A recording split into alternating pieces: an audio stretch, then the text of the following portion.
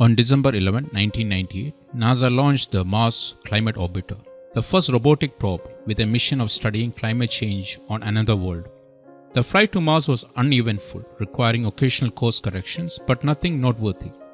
Then on September 8, 1999, a trajectory correction maneuver was transmitted from Earth to the probe to put it on the optimal path for orbital insertion. On September 23, 1999, NASA lost communication with the probe and soon thereafter discovered that it has disintegrated in the Martian atmosphere. The course, trajectory corrections were entered in English unit versus the required metric unit, bringing it too close to the planet where it burned up in the atmosphere. The Mars Climate Orbiter is a tragic demonstration of the principle of garbage in, garbage out, sometimes referred by the acronym GIGO. What is garbage in, garbage out? The phrase means that the quality of system output is largely dependent on the quality of system input. Simply stated, bad input gives you bad output. The Mars Climate Orbiter received bad input and the output destroyed the probe. The garbage in metaphor refers to two categories of input problems, type and quality. Problem of type occurs when the wrong type of input is provided. For example, entering a phone number into a credit card number field. Problem of quality occur when the correct type of input is provided but with defects. For example, entering a phone number into the phone number field but entering it incorrectly. Well-defined systems deal with garbage in, garbage out problem in 4 different ways.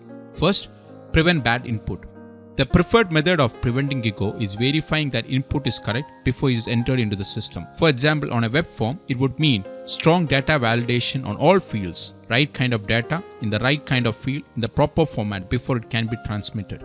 Secondly, correct bad input. If garbage input still gets through, second best is to detect and correct it at the system level before acting on the data. For example, many systems run scheduled processes to clean up data, checking for duplicates and valid addresses and proper formats, etc.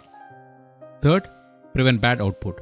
If garbage input gets by 1 and 2, third best is to detect and prevent output before it occurs. For example, a preview lets a person see what the output will look like before it occurs, giving them an opportunity to verify that it is correct and abort if necessary.